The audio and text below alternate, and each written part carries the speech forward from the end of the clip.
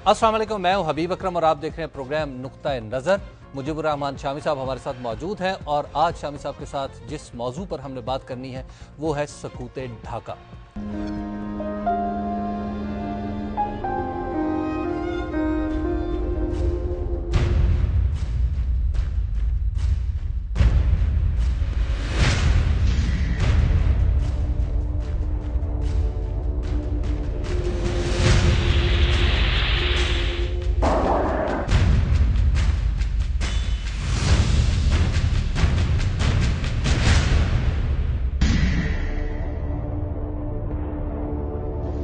कैद में शेख मुजीबुर रहमान के शब रोज।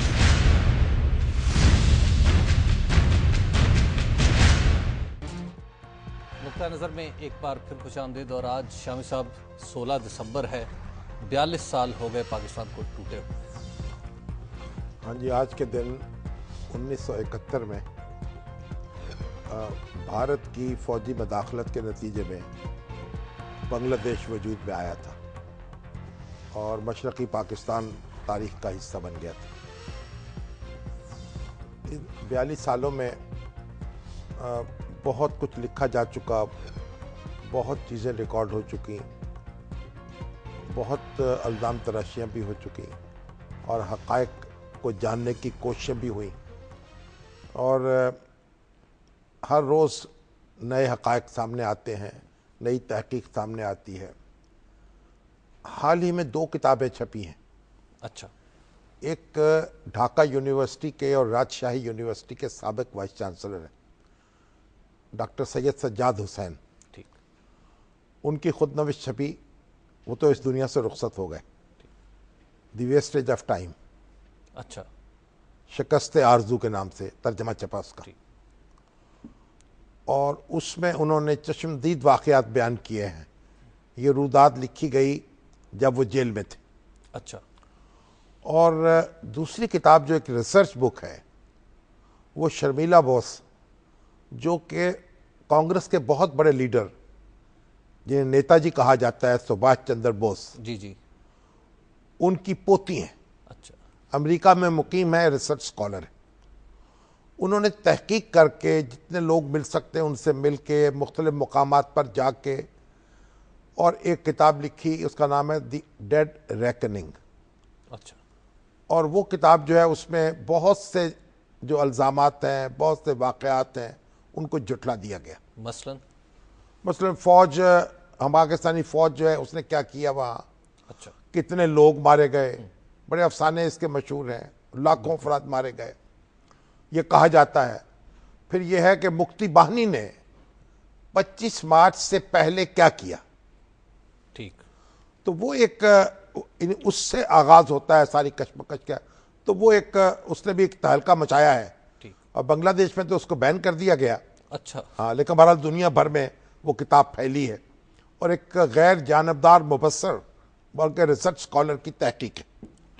तो इससे पहले हम इस पर गुफ्तगू करें, आज तारीख का एक छुपा हुआ गोशा है जब शेख मुजीबुर रहमान को गिरफ्तार करके जी बांग्लादेश से, या उस वक्त तो मशरक़ी पाकिस्तान था वो जब आए, तो मशरक़ी पाकिस्तान से मगरबी पाकिस्तान में लाया गया और यहाँ उनको मियाँ वाली की जेल में कैद रखा गया। ठीक।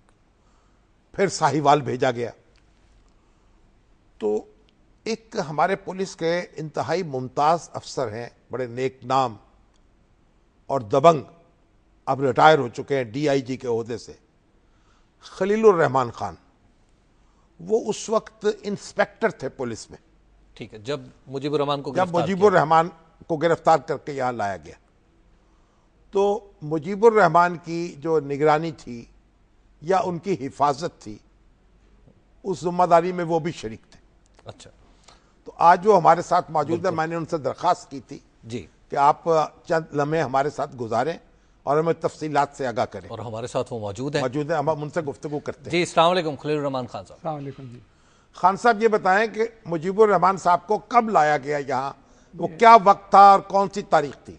ये 26 मार्च 1971 की बात है, जब उन्हें मशरक़ी पाकिस्तान उस वक़्त जो था उनके घर से फ़ौज वालों ने गिरफ़्तार किया اور رات کے وقت وہ بذریعہ جہاز پنڈی پہنچے.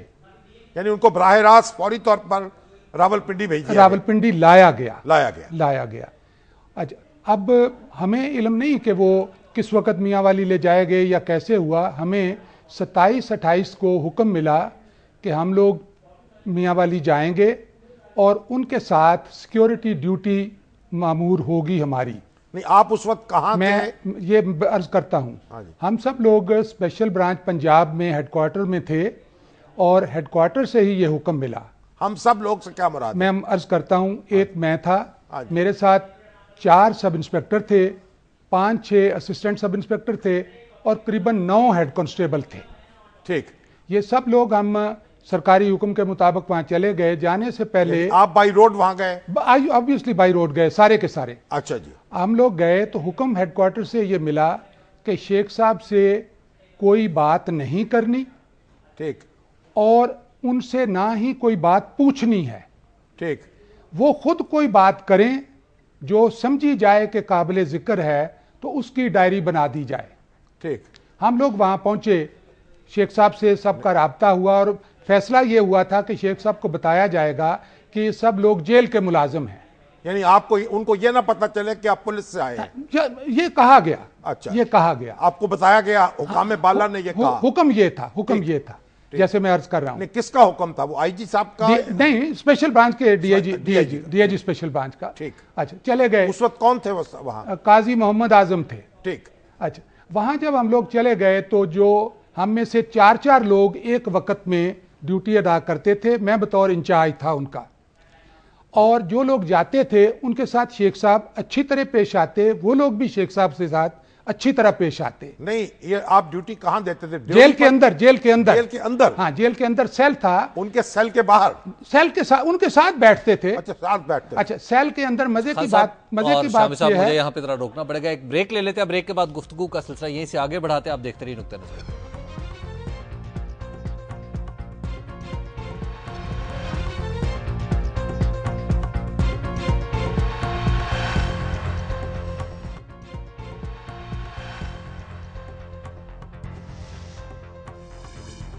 نقطہ نظر میں ایک بار پھر خوش آمدید. خلیل الرحمان خان صاحب سابق ڈی آئی جی پولیس ہمیں بتا رہے تھے کہ کس طرح انہوں نے شیخ مجیب الرحمان کی حفاظت کہہ لیں یا ان کے ساتھ ڈیوٹی کی. اچھا خان صاحب جی, تو آپ لوگ اس سیل کے اندر ہوتے تھے؟ بالکل. میری سن لیں بات. ہاں جی. اچھا سیل کے اندر ہوتے تھے اور سب سے بڑی بات یہ ہے کہ 2-4 دن کے اندر شیخ صاحب سب لوگوں کے اس طرح گل مل گئے کہ قریباً روزانہ 7-8 گھنٹے تاش کی بابی گیم جو ہے وہ کھیلتے تھے سب کے ساتھ. اچھا اب آ گئی بات. نہیں پہلے یہ بتائیں کہ وہ سیل کیسا تھا؟ سیل وہی تھا, کمفرٹیبل تھا؟ بہت کمفرٹیبل. وہ A کلاس قیدی تھے اور یہ وہی سیل تھا جس میں اسی وقت یعنی ایوب کے زمانے میں بھٹو صاحب کو بھی رکھا گیا تھا. اور اس کے علاوہ بھی کئی اہم سیاسی لیڈر اس سیل میں رہ چکے تھے. ٹھیک. بہتر تھا, بہت کشادہ سیل تھا. کشادہ. اور میں عرض کر رہا ہوں کہ جو جیل میں A کلاس پریزنر کی سہولیات ہوتی ہیں وہ آپ یقین کریں ہم جیسے گھروں سے بھی بہتر ہوتی ہیں. ٹھیک. اور وہ ساری تھیں. اچھا ان کا باتھ روم الگ تھا؟ سب کچھ تھا. اور ان کا ایک باقاعدہ اپنا کمپاؤنڈ تھا. ان کو ایک مشقتی ملا ہوا تھا جس کی بات میں عرض کرتا ہوں. وہ کہتے تھے ایوب نے مجھے جیل میں ڈالا اور اب میرے مشقتی کا نام ایوب ہے. اچھا اتفاق سے. تو ایوب جو تھا ان کے کھانا پکاتا تھا؟ ہاں مشقتی تھا ان کا, جیسے جیل میں مشقتی تھا. اچھا اب آ گئی بات. تو جو بات نہیں, شیخ صاحب کو جو سارا راشن ملتا تھا, کھانا ملتا تھا, میں A کلاس کے قیدی کے لیے میں عرض کر رہا ہوں A کلاس قیدی سے بھی بہتر. ٹھیک. اچھا اب جو بات کرنے والی ہے کہ شیخ صاحب نے کہا نا بھی مجھے کیسے پتا چلا کہ میں میاں والی جیل آیا ہوں. ٹھیک. تو ان کا فرمانا تھا کہ پنڈی میں یعنی ان کو یہ پتا چل گیا کہ میں میاں والی میں ہوں. میں وہی عرض کرنے لگا ہوں کہ جب مجھے پنڈی رات کو انہوں نے اتارا جہاز سے تو گاڑی میں ڈال پر چل پڑے.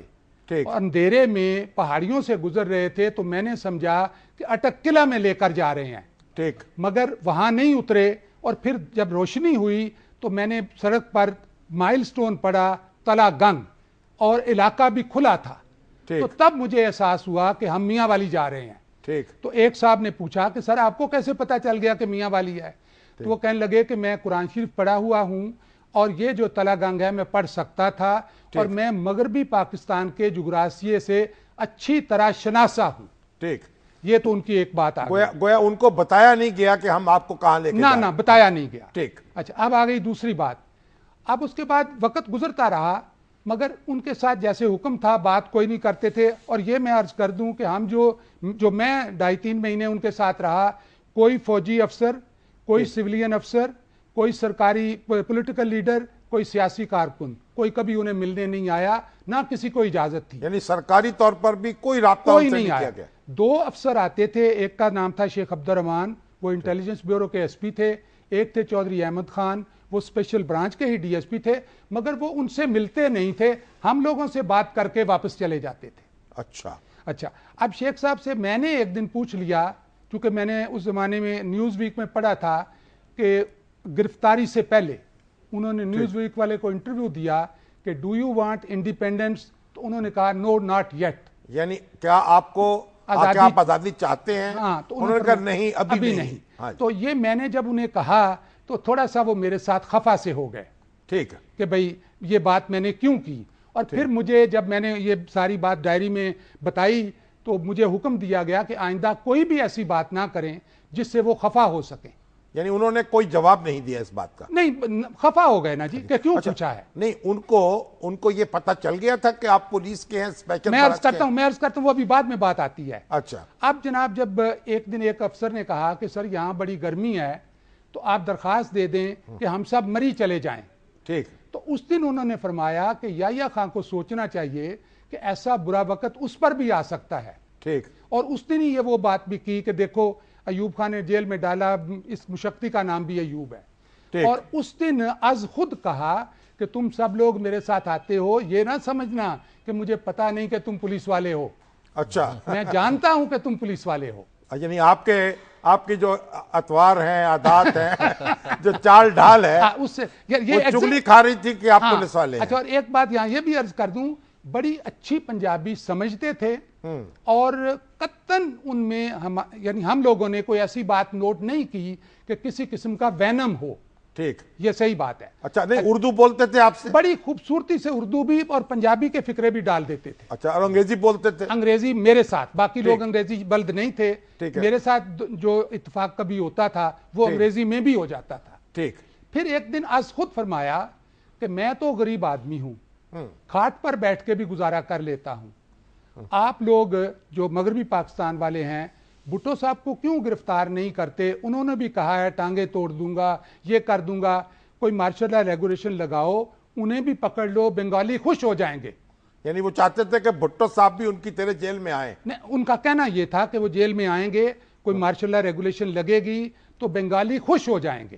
ان کو پتہ لگا کہ ان کے لیڈر کے ساتھ بھی وہ سلوک ہو گیا جیسے میرے ساتھ ہو رہا ہے. ٹھیک. پھر انہیں یہ بھی علم نہیں تھا کہ ڈاکٹر کمال بھی اس وقت مغربی پاکستان میں ہی قید ہے. اچھا. اور آپ یقین کریں جو 2.5-3 مہینے میں رہا ان کو اس بات کا علم یہ ضرور پتا تھا کہ پتہ نہیں اس کا کیا بنا ہے. اچھا. یہ بات کرتے تھے. ان کو کوئی اطلاع ملتی تھی کہ وہاں کیا ہو رہا ہے؟ عرض کر رہا ہوں کہ کوئی اطلاع نہیں ملتی تھی. آپ کچھ نہیں آنے دیتے تھے ان کے پاس؟ بالکل، نہ ٹی وی نہ ریڈیو، اخبار بھی نہیں ملتا تھا؟ اخبار بھی کوئی نہیں ان کو دیتے تھے. بالکل صفائی تھی. اچھا، اب آ گئی زیادہ ایک دن از خود کوئی بات ہوئی کہ جی کس کو حکومت ملے گی. ٹھیک. تو فرمانے لگے کہ مشرقی پاکستان تو چوکی ہے، چوکی، تھانہ تو مغربی پاکستان ہے. ٹھیک. میرا تو حق ہے کہ میں تھانے کا انچارج لگوں. ٹھیک. یہ ہم نے اسی طرح لکھ کر اوپر بھیج دیا، تھانے دار کو بھیج دیا. اور پھر ایک دن حکم آیا کہ جی اب آپ لوگ منٹگمری جائیں گے. نہیں، مگر یہ بتائیں کہ یہ گرمی تو ہوگی نا اس وقت؟ یہ میں بھول گیا، آپ نے اچھا کیا پوچھا. گرمی کا مسئلہ یہ تھا کہ میاں والی میں آتی تھی اندھیری. ٹھیک. اندھیری میں گردہ ہوتا ہے، گرد. مشرقی پاکستان میں گردہ نہیں ہوتا. ٹھیک. جب ایسا ہوتا تو وہ چارپائی پر چادر تان کے پڑ جاتے اور شور ڈال دیتے، مر گیا مجیب الرحمان، مر گیا مجیب الرحمان. ٹھیک. یعنی جو گردہ تھا نا اس سے بہت زیادہ الرجک تھے. ٹھیک.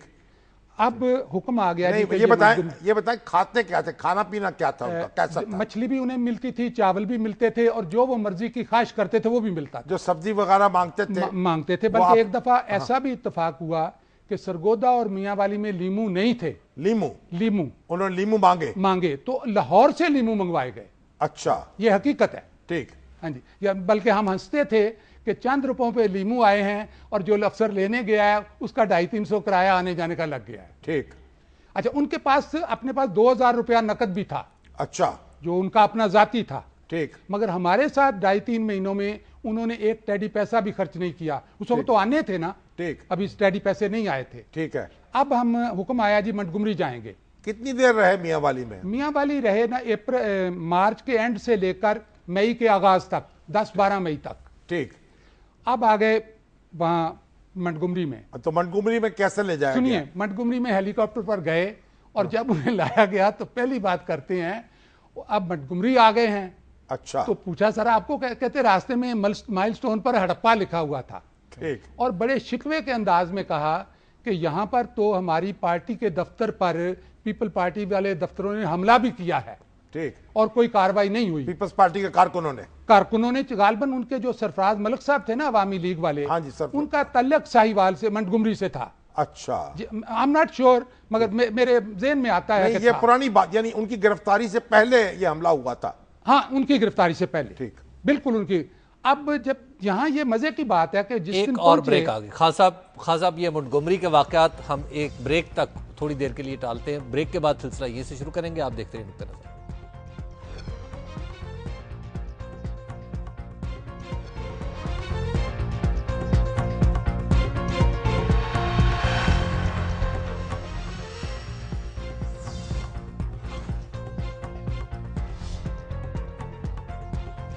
نظر میں ایک بار پھر خوش آمدید. خلیل الرحمان خان صاحب بتا رہے تھے کہ میاں والی جیل سے شیخ مجیب الرحمان کو منٹگمری جیل میں ان کو منتقل کر دیا گیا.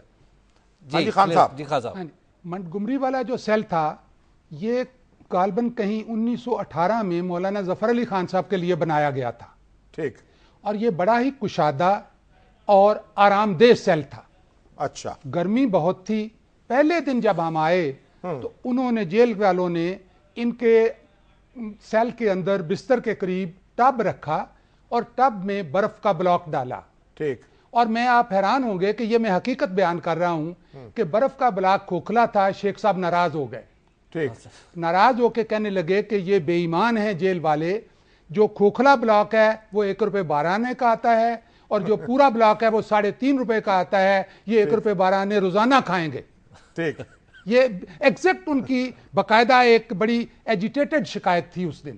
اچھا, ظاہر ہے اس زمانے میں ایئر کنڈیشنر تو عام نہیں تھے. جی, میں عرض کر رہا ہوں نا. کولر تھا. ہاں جی. اب کولر شولر تو نہیں تھا ان کے لیے, پنکھے کے نیچے یہ برف کا بلاک رکھتے تھے نا. ٹھیک ہے. اب یہ بات تو ہو گئی اور ان کو بتایا گیا کہ یہاں مولانا ظفر علی خان بھی رہے ہیں اور بھی بڑے بڑے لوگ رہے ہیں, خان قیوم رہے ہیں, فلاں رہا ہے. تو یہ بڑا اچھا سیل ہے اور بڑا ہی کمفرٹیبل تھا. عبدالغفار خان بھی رہے. خان غفار خان بھی بہت رہے وہاں. اور بھٹو صاحب بھی وہاں رہے. بھٹو صاحب کا میں یاد نہیں, مگر میاں والی کا یاد تھا کہ وہاں رہے ہیں. یہاں پر پھر مجھے قریباً مئی کے اینڈ میں فارغ کر دیا گیا. میں واپس آ گیا لاہور. ڈیوٹی ختم ہو گئی. ڈیوٹی میری ختم ہو گئی اور اس کے بعد وہ جاتے ہیں لائل پور. اچھا. ہمارے علم میں نہیں ہے کہ لائل پور جا کے مقدمے بنے, کیا ہوا نہ ہوا. جب تک وہ منٹگمری میں رہے آپ یقین کریں he was treated decently. ٹھیک. بڑے کسی قسم کی کوئی اونچ نیچ, اور جیسے میں نے پہلے عرض کر دیا, کوئی سیاسی لیڈر, کوئی سیاسی کارکن, کوئی فوجی افسر, کوئی سویلین افسر ان کو ملنے نہیں آیا. تو کوئی ان کو غصہ آتا تھا باتوں پر, یا آپ نے ان کو نرم طبیعت کا, نرم مزاج کا پایا؟ ہم نے انہیں بہت ہی بہتر پایا. اچھا. آپ یقین کریں, آپ دوسرے لوگوں کے ساتھ بھی تو کبھی ڈیوٹی دی ہوگی آپ نے؟ میں عرض کر نہیں, دوسرے لوگوں کے ساتھ ڈیوٹی, دوسرے لوگوں میں سے میری تو سروس کی زندگی کا ایک ہی لمحہ ہے جب محترمہ فاطمہ جناح کو پائلٹ کیا.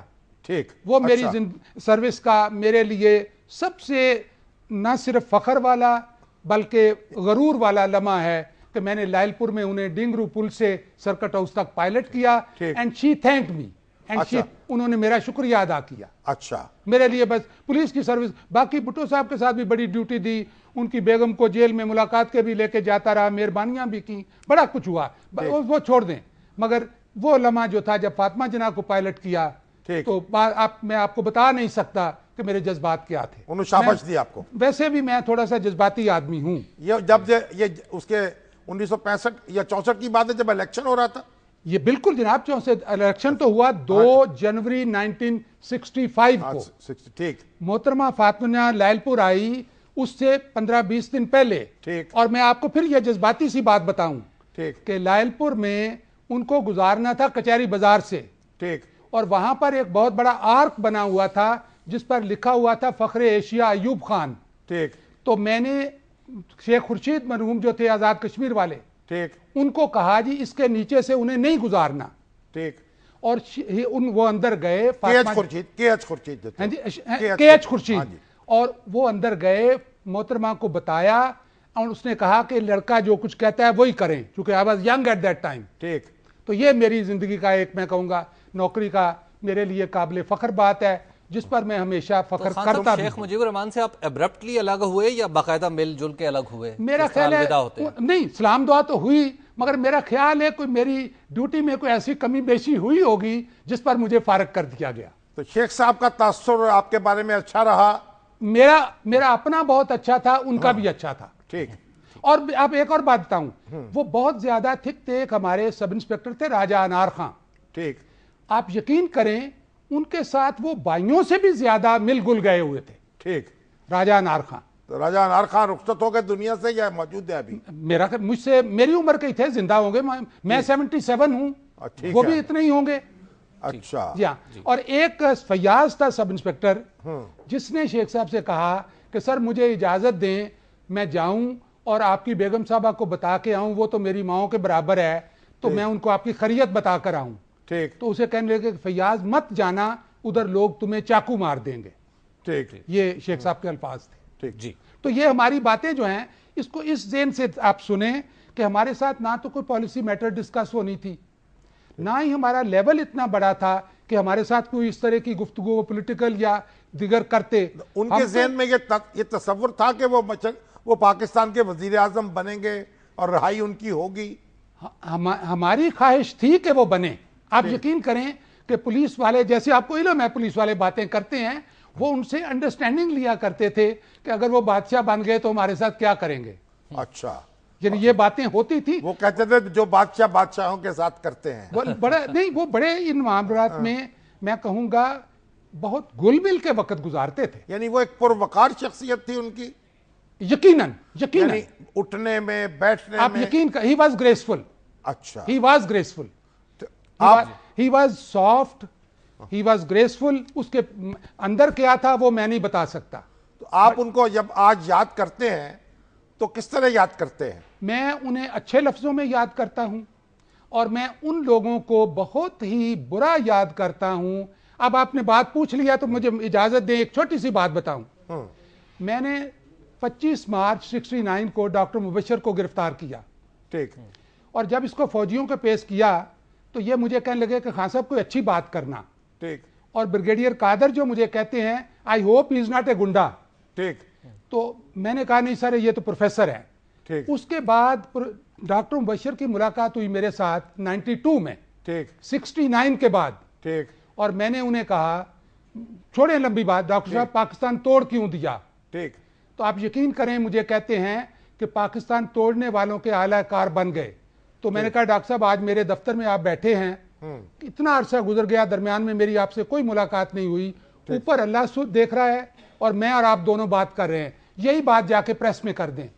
ٹھیک. اور میں آج تک نہیں سن سکا ان کی زبان سے یہ بات کہ انہوں نے پاکستان توڑا یا پاکستان توڑنے والوں کے اعلی کار بن گئے. تو پاکستان توڑنے, ایک اور بات عرض کر دوں کہ Pakistan was a very pious ideology. جنہوں نے بھی اسے ڈیمیج کیا ان سے قدرت نے انتقام لیا.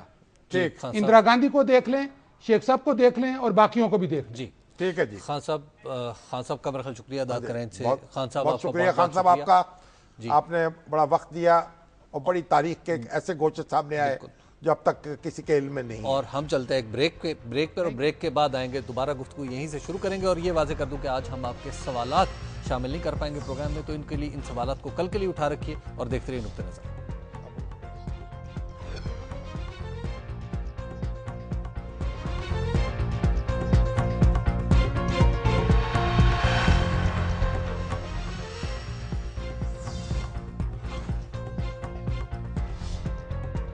نقطہ نظر میں ایک بار پھر خوش آمدید بات ہو رہی تھی ہمارے جو خلیل الرحمان خان صاحب سے، سابق ڈی آئی جی پولیس، اور انہوں نے بتا رہے تھے شام صاحب بنگلہ دیش میں اس وقت بھی تو ایک صورت حال دیکھیں نا، یہ جو اس سال 16 دسمبر آیا ہے، بڑے ہی افسوسناک منظر جو ہے نظر آ رہے ہیں، اور 42 سال کے بعد جو پاکستان کے حامی تھے، متحدہ پاکستان کے، ان کو جیلوں میں ڈالا گیا ہے، ان پر مقدمے چلائے جا رہے ہیں، پھانسی کی سزا دی گئی ہے ان کو، بہتوں کو، اور ایک عبد القادر ملا جو جماعت اسلامی کے کارکن تھے، اس وقت 23 سال کے تھے، اور ایک بالکل متقی پرہیزگار سنگرام جو جماعت اسلامی کا روزنامہ ہے اس کے ایڈیٹر رہے، ڈھاکہ پریس کلب کے عہدیدار رہے، اور 2 دفعہ رکن پارلیمنٹ بھی منتخب ہو چکے ہیں گزشتہ 22 سال کے 42 سال کے دوران، ان کو اب جناب موت کی سزا سنائی گئی۔